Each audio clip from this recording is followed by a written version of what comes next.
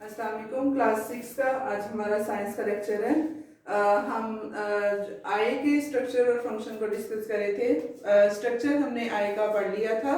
आज हम थोड़ा सा उसका फंक्शन पढ़ते हैं और फिर नेक्स्ट हमारा जो बॉडी ऑर्गन है, सेंस ऑर्गन है स्किन, जो कि हमारी टच की जो सेंस है उसमें हेल्प आउट कर रहा है, तो उसको फिर हम उसके स्ट्रक्चर को पढ़ेंगे।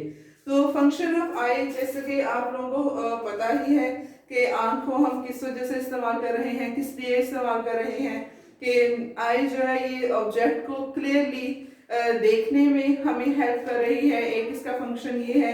दूसरा इसका फंक्शन ये है कि ये जितने भी कलर्स हैं हमारे आई में, आपको बताया था कि जो रेटिना लेयर है, जो मेन लेयर है जहाँ पे इमेज फॉर्मेशन होनी है, वहाँ पे रॉड्स और कोन्स प्रेजेंट हैं।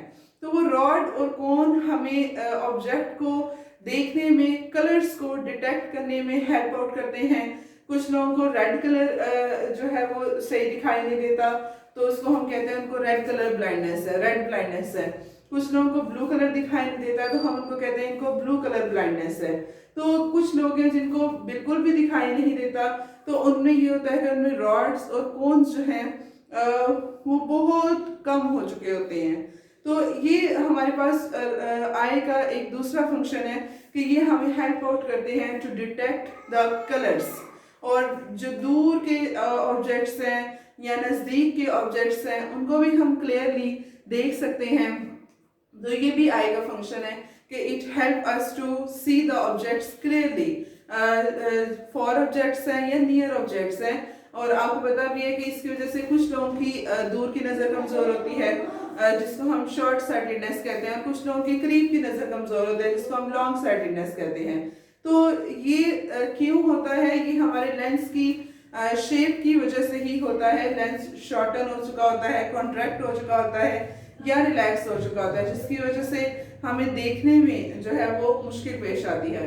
तो ये थे आई के फंक्शन, जो कि कॉमन फंक्शंस हैं, आप लोगों को भी ये पता है। आज जो हमने मेन पढ़ना है वो है स्किन। सेकंड जो हमारा सेंस ऑर्गन है, स्ट्रक्चर ऑफ स्किन, हम पढ़ेंगे कि स्किन का क्या स्ट्रक्चर है, कैसे स्किन होती है। स्किन जैसा आपको पता है कि हमारी बॉडी का जो लार्जेस्ट ऑर्गन है, कि जिसने हमारी पूरी बॉडी को कवर किया हुआ है, वो है स्किन। जो largest organ of the human body है, ह्यूमन बॉडी है, कोई भी एनिमल बॉडी है, उसका एक लार्जेस्ट ऑर्गन है, स्किन है। और स्किन की एडल्ट में बताई जाती है कि स्किन की कितनी लेंथ होती है, 21 स्क्वायर फीट स्किन की एक एडल्ट बॉडी में इतनी लेंथ होती है। और 9 IBs 9 पाउंड इसका वेट होता है। और अब ये स्किन जो है क्या करती है, जैसा आपको बताया कि सेकंड लार्जेस्ट ऑर्गन है हमारी बॉडी का, तो हमें बचा रही है, हमारी बॉडी को वाटर लॉस से बचा रही है। कि अगर स्किन नहीं होगी तो हमारी बॉडी से वाटर का जो लॉस है वो कॉमनली होता रहेगा और बहुत ज़्यादा हो जाएगा, बहुत हद तक हो जाएगा, जो कि नुकसानदेह है। तो स्किन क्योंकि इसकी जो ऊपर वाली लेयर है वो वाटर प्रूफ होती है, तो वाटर लॉस से बचाती है। दूसरा जो स्किन है, स्किन ने हमारी बॉडी के अंदर वाले जो ऑर्गन्स हैं, जितने भी अंदर स्ट्रक्चर्स हैं, इन सब को प्रोटेक्ट किया हुआ है, इन सब को अटैक से सेव करती है। कोई भी अटैक इनके ऊपर हो जाए तो स्किन का मेन फंक्शन कि ये हमें एक तो अटैक से हमारी बॉडी को बचाती है, कि अगर बॉडी के इंटरनल ऑर्गन्स पे इंजरी आ गई है तो वो स्किन के ऊपर ही आएगी, क्योंकि स्किन एक थिक लेयर है, इसकी 3 लेयर से ये मिलकर बनी है। और फिर हमारा वो जो इंजरी है वो हमारी बॉडी के इंटरनल ऑर्गन्स, इंटरनल पार्ट्स पे, इंटरनल स्ट्रक्चर्स को अफेक्ट नहीं करती, वो स्किन को ही अफेक्ट करती है, जो कि फिर रिकवर होने के चांसेस होते हैं, रिकवर हो जाती है। तो स्किन का आज हमने स्ट्रक्चर पढ़ना है कि स्किन का क्या स्ट्रक्चर है। जो स्किन है, ह्यूमन स्किन है, एनिमल स्किन है, वो 3 लेयर से मिलकर बनती है। बेसिक उसकी 3 लेयर्स हैं। सबसे पहली है एपिडर्मिस, जिसको हम आज पढ़ेंगे। एपी मतलब सबसे आउटर और डर्मिस लेयर। एपिडर्मिस जो सबसे सुपरफिशियल लेयर है, सबसे ऊपर लेयर है, जिसको हम देख सकते हैं, जो आपकी स्किन है बेसिक, ये है एपिडर्मिस। इस एपिडर्मिस पर आपको नजर आ रहे हैं कि हेयर्स प्रेजेंट है। तो ये एक थिन लेयर है, टफ लेयर है, और इस लेयर के ऊपर हमारे जितने भी हेयर्स हैं वो सारे के सारे प्रेजेंट होते हैं। और एपिडर्मिस जो है ये वाटर प्रूफ होती है। वाटर प्रूफ मतलब कि पानी इस एपिडर्मिस से गुजर के आगे अगली लेयर तक नहीं जा सकता।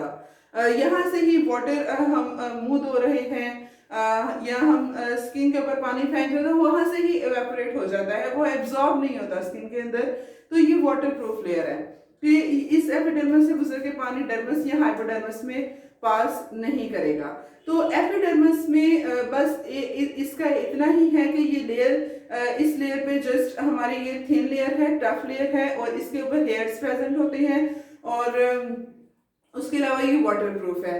उसके बाद एपिडर्मिस के नीचे जो सेकंड लेयर है जो कि थिक लेयर है, जो मेन जहाँ पे स्किन के जितनी भी चीजें प्रेजेंट हैं, सेंस ऑर्गन्स सेंस करना है चीजों को, वो प्रेजेंट है, तो वो इस लेयर में प्रेजेंट होती है। सेकंड लेयर जिसको हम कहते हैं डर्मस, डर्मस लेयर है। अब डर्मस लेयर में क्या होता है, एक तो पहली बात तो ये कि हमारे जो हेयर्स हैं जो एपिडर्मिस में प्रेजेंट हैं, इन हेयर्स की जो रूट होती है वो होती है डर्मिस में प्रेजेंट, जिसको हम हेयर फॉलिकल का नाम भी देते हैं। इस रूट को हेयर फॉलिकल में प्रेजेंट होती है। ये फॉलिकल है इस शेप का, और इसके अंदर ये हेयर्स की रूट प्रेजेंट है। और फिर इसी तरह से होता है कि जब गूज बम्प्स आते हैं, जिसको हम रोंगटे खड़े होना भी कहते हैं, तो ये हमारे पास जो फॉलिकल है इसमें ये जो हेयर रूट है ये ऊपर की तरफ मूव करती है। तो इस वजह से जो पोर्स होते हैं वो ऊपर की तरफ मूव करते हैं। तो ये हमारे पास डर्मस में प्रेजेंट होते हैं। उसके अलावा जो डर्मस है इसमें हमारे पास बहुत सारी ब्लड वेसल्स प्रेजेंट हैं। ब्लड वेसल्स क्यों प्रेजेंट है? ब्लड वेसल्स इस वजह से प्रेजेंट है क्योंकि इन्होंने जो हमारी स्किन है उसको न्यूट्रिएंट प्रोवाइड करने हैं, उसको उसकी फूड प्रोवाइड करनी है, स्किन की फूड, ताकि स्किन डेड ना हो, स्किन अलाइव रहे। और डेड स्किन होती भी है, और डेड स्किन हमारी जस्ट एपिडर्मिस होती है जो कि उतरती रहती है और फिर स्लफ्ड अप होती रहती है और नई बनती रहती है। तो डर्मिस में ब्लड वेसल्स भी प्रेजेंट है। इसके अलावा हेयर फॉलिकल, मतलब जो हेयर की जो रूट्स हैं जो एपिडर्मिस प्रेजेंट है वो भी इसमें प्रेजेंट है। उसके अलावा हमारी स्किन जो ऑल टाइम ऑयली सी रहती है, खुश्क नहीं होती, वो किस वजह से होती है? वो हमारी जो डर्मस है इनमें ग्लैंड्स होते हैं जिनको हम कहते हैं सेबेशियस ग्लैंड। सेबेशियस को अगर आप मुश्किल वर्ड लग रहा है तो आप इसको दूसरा नाम दे सकते हैं ऑयली ग्लैंड्स, ऑयल ग्लैंड्स। तो ये ऑयल ग्लैंड प्रेजेंट होते हैं जो कि ऑयल सिक्रेट करते रहते हैं, थोड़ा थोड़ा सा ऑयल, जिसको हम सीबम कहते हैं, उस ऑयल को सीबम। तो ये ऑयल रिलीज करते रहते हैं जिसकी वजह से हमारी स्किन ऑयली सी रहती है।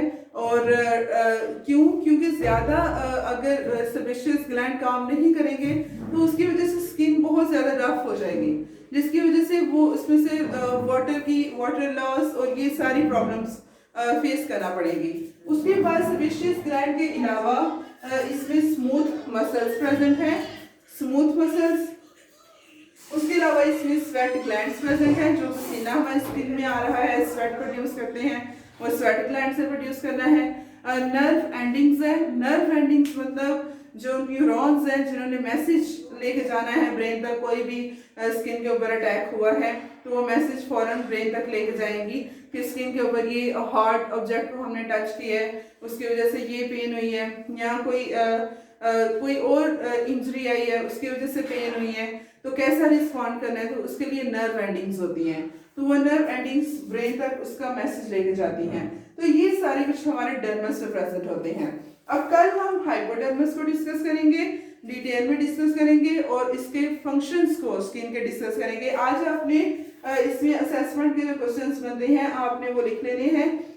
गिव फंक्शन ऑफ आई, वो आई के 3 फंक्शन आपकी बुक पे हैं, आपने वो भी नोटबुक पे लिखने हैं। उसके अलावा गिव स्ट्रक्चर ऑफ स्किन या define epidermis. Epidermis is the outer most layer of the skin, और इसमें हेयर्स प्रेजेंट है। ये आप वाटर प्रूफ है, थिन है और टफ है, ये क्वेश्चन बन सकता है। उसके अलावा what are sebaceous glands, sebaceous glands क्या हैं? ये ऐसे ग्लैंड्स हैं जो डर्मस में प्रेजेंट है, और ये सीबम जिसको हम ऑयल कहते हैं हमारी स्किन में वो प्रोड्यूस करते हैं और उसको ऑयली रखते हैं। और उसके अलावा उसको क्रैकिंग से बचाते हैं, बेसिकली स्किन को उसमें क्रैक्स ना पड़ जाए, रफ ना हो जाए, तो उसकी वजह से ये होते हैं। उसके अलावा और क्वेश्चंस बनते हैं, what is hair follicle. Hair follicle क्या है? रूट ऑफ द हेयर्स, कि जिसमें हमारे एपिडर्मिस में जो हेयर प्रेजेंट है, इनकी जो रूट है वो हेयर फॉलिकल में प्रेजेंट होती है। कि बस जब इन हेयर्स को रिमूव करते हैं तो ये बस एपिडर्मिस में ही ये वाले हेयर्स रिमूव होते हैं, इनकी रूट तो रिमूव नहीं होती, तो वो फिर रूट से फिर नया हेयर जो है वो निकलना स्टार्ट कर देता है। तो ये इस तरह के क्वेश्चंस बनते हैं, ये आपने अपनी नोटबुक पे नोट करने हैं। Thank you so much.